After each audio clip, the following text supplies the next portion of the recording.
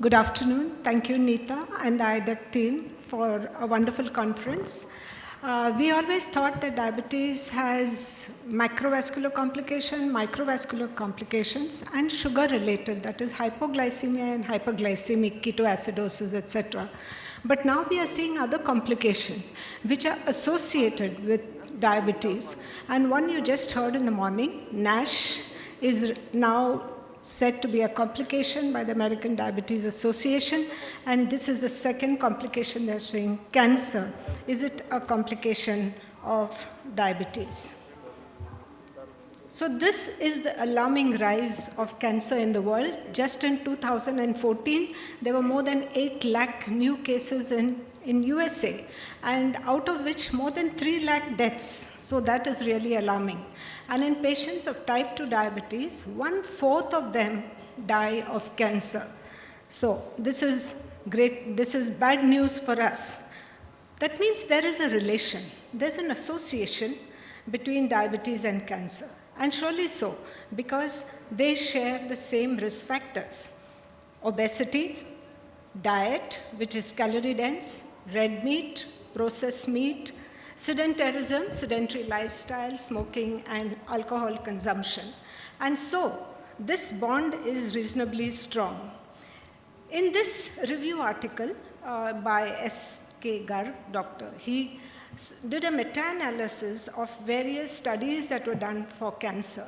And in the case control studies and also in the prospective cohort studies, there was an increased risk of cancer in diabetes patients. Not only that, in patients who have cancer and then get diabetes, the mortality is increased further. There's quicker deaths in patients with diabetes. So there is an association. And in those organs which are highly metabolically active, the association is stronger. For example, liver, pancreas, endometrium, colon, breast, and bladder. This association is very strong, but there is a reduced risk for prostate cancer. So there must be a biological link between diabetes and cancer. Yes, there are so many factors. Look at that. Not only hyperglycemia, but hyperinsulinemia, chronic inflammation. And there's something there in the insulin receptor and insulin-like growth factor axis, which promotes cell proliferation and decreases apoptosis, which gives rise to tumor growth. And then we looked at the temporal profile to see when the cancer occurs in a diabetic patient. And they found that the highest peak is at the onset of diabetes. That means when the patient is going from pre-diabetes to diabetes, a phase of hyperinsulinemia to low insulin, that's the time the peak occurs. But there are certain cancers like liver, pancreas, which have a cancer first and then induce the onset of type 2 diabetes. So one comes with the other. The common factor between diabetes and cancer is obesity. And you can see from all these cancers on the left-hand side, the higher the BMI, the more is the mortality and the quicker is the mortality. 90,000 deaths per year can be avoided by maintaining a BMI of less than 25. So you see, we all need to have a low BMI. Even in these studies, the Nurses' Health Study, the Lova Women Study, the Swedish mammography cohort, the higher the BMI, the higher the incidence of cancer. And the diabetic patients, the incidence was higher than the non-diabetic nurses. Another link, chronic inflammation. Obesity by itself has a lot of inflammation. And you can see from these mice, a wild type of mice who takes a very high calorie-rich diet gives rise to increased cytokines, tumor growth, and increased incidence of cancer. But the minute the mouse takes a low-calorie diet, the incidence decreases. But look at the mouse on the right-hand side. It already has the inflammatory markers. That means obesity is already there. And in these mice, whether they take a high calorie-rich diet or a calorie-low diet, it doesn't matter, which means that inflammation is a strong associated factor of cancer. What about hyperglycemia? Glucose and cancer are related. You look at this study. done in men. The higher the HbA1c, the more the uncontrolled sugars, the higher is the risk of incident cancer. This is in men. It is also so in women. But if you intensively treat the sugar, then the incident becomes neutral. It's already on the 0 line, as you can see this. Patients who have cancer and then develop diabetes, you see the hazard ratio is more than 1 on the right-hand side, which means that mortality is higher in patients with diabetes. Now, what is the link of hyperinsulinemia? Actually, this is the culprit. Hyperinsulinemia actually disturbs the hypothalamic growth hormone axis. Growth hormone stimulates the production of IGF in the liver, IGF-1 and IGF-2. At the same time, increased insulin suppresses the binding proteins, which makes the growth factors more and more available to go to the insulin receptors. And IGF-1 and IGF-2 have a 70% homology with insulin. They stimulate the same tyrosine kinase in the signaling process inside the cells, and thereby they control the cell and body size, they stimulate growth, they inhibit apoptosis, and they also increase the sex hormones. And look on the right-hand side. Normal insulin will combine with the normal insulin receptor. IGF-1 and IGF-2 combines with a receptor which is similar to the insulin receptor, but it signals a different set of enzymes inside the cell, the PI3 kinase set of enzyme, which stimulates AKT and the mTOR signaling pathway, which actually increases tumor growth. Again, very pictorically shown here on the left is the insulin receptor, which controls the metabolic effects inside the cell, and the hybrid receptors on the right-hand side, which actually decides cell survival, cell growth, and cell proliferation. Normally, the IGF-1 and IGF-2 are destroyed by another receptor, which you can see on the right. But in hyperinsulinemia, the receptors of IGF-1 and 2 are upregulated, and so they promote cell growth. This is one at the center of the cell. AMP kinase actually is the energy cell regulator. It actually decides how much ATP has to be inside the cell. If the ATP is low, it then stimulates a cascade of enzymes which actually produces catabolism and increases the ATP. If the ATP is more inside the cell, it subdues and brings about anabolism inside the cell. This pathway also has an effect on the growth pathway.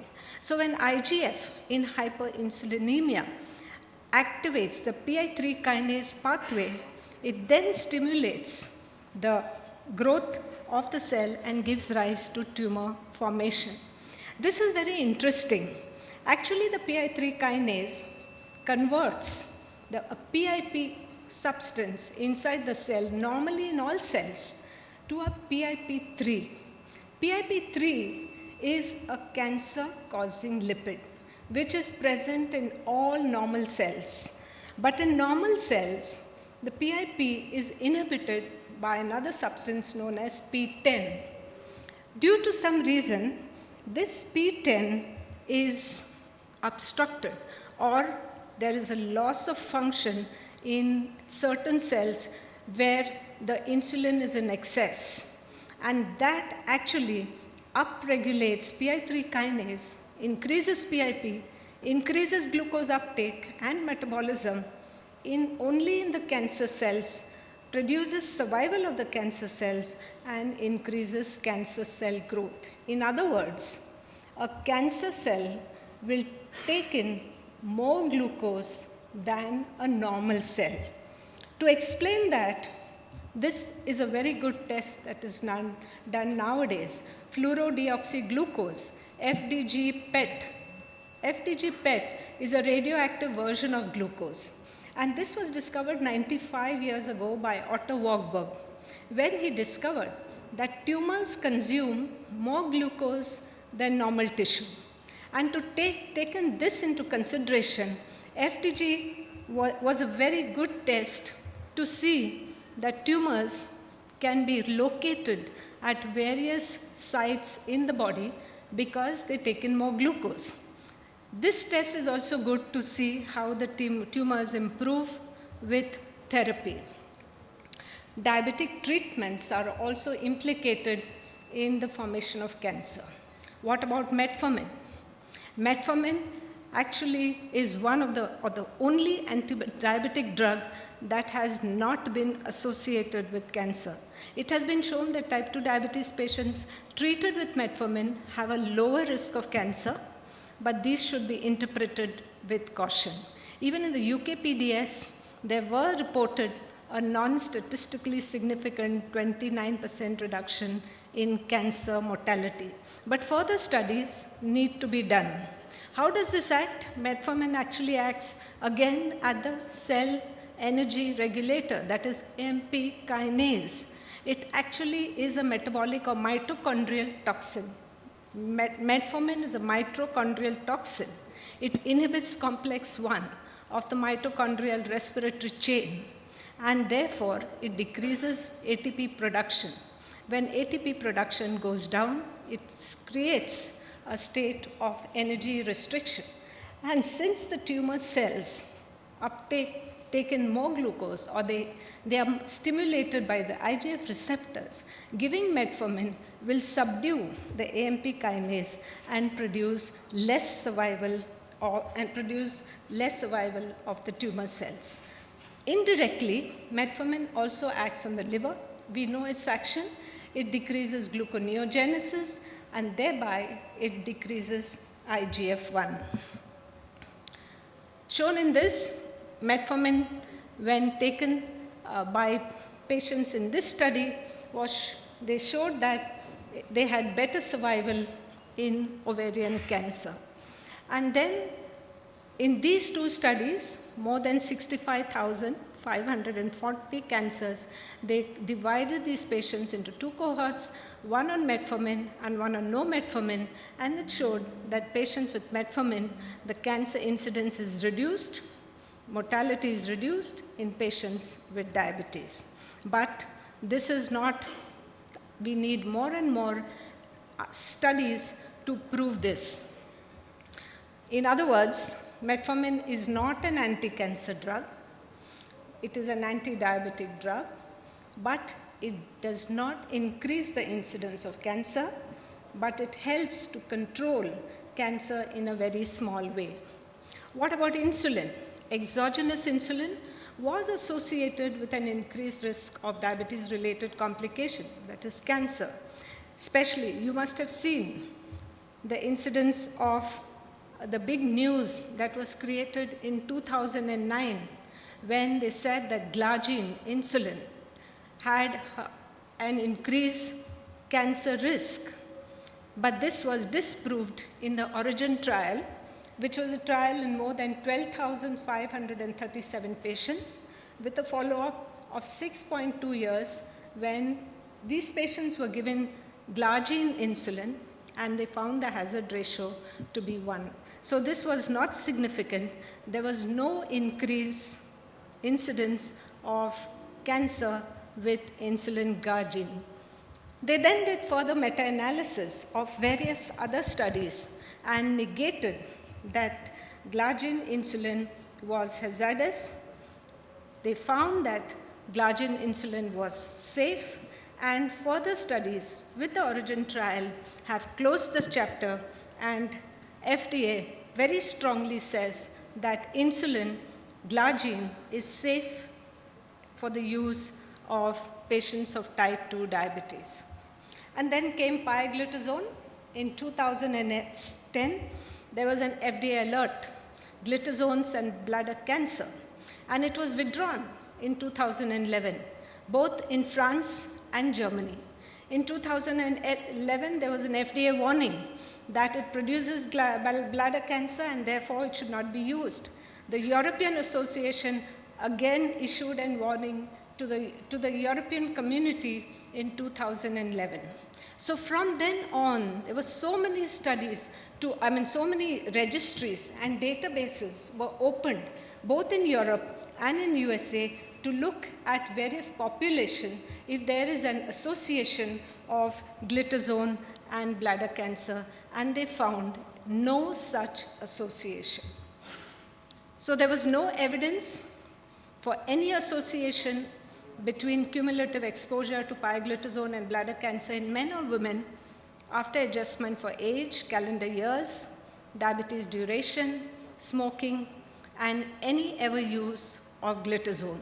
But there was a black box warning saying that if a patient has a history of bladder cancer or has a history of hematuria, then in those patients, pioglitazone should not be given.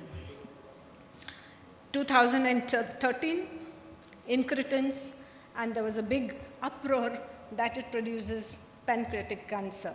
Thanks to Peter Butler from San Francisco, he's a molecular biologist, where he did a large number of autopsies in patients who took incretins and found that the pancreatic size has enlarged. And he made an assumption that incretins give rise to pancreatic cancer. The whole global world woke up after this because incretins were used since 2006 in large numbers. And then there were, again, a lot of registry opening and population-based studies and meta-analysis when the FDA and the EMA agreed that assertions concerning a causal association between incretin-based drugs and pancreatitis or pancreatic cancer, as seen recently in the scientific literature and in the media, are inconsistent. So it is safe to use, but FDA to date has not seen a convincing signal between the use of GLP or DPP-4 agents and pancreatic cancer, but it continues to monitor new findings and carefully evaluates them. And you heard of DPP-4s in the cardiovascular outcome trials, examined for allogliptin, savolitinib for saxagliptin, and TCOS for sitagliptin. And look at the adverse effect. Cancer was higher in the placebo group compared to the molecules, which again negates that it does not produce cancer. Now the latest drugs, dapagliflozin and bladder cancer. Again, there was a warning, 2012. And you can see that the relative risk, 5.4 of bladder cancer in patients who took dapagliflozin. But the EMA, European Medical Association, said that there was a causal relationship between dapagliflozin and bladder cancer is unlikely. And as a precautionary measure, dapagliflozin is not recommended for use in patients who are concomitantly treated with pioglitazone. And so, this is my last slide. Cancer has been associated with type 2 diabetes and also with obesity. I don't know whether we should say that it is a complication, but the incidence of cancer is higher in patients of diabetes, mortality is higher, and therefore we have to be careful with the drugs we use, and also lifestyle changes will do great good because prevention avoids the labor of being sick. Thank you very much.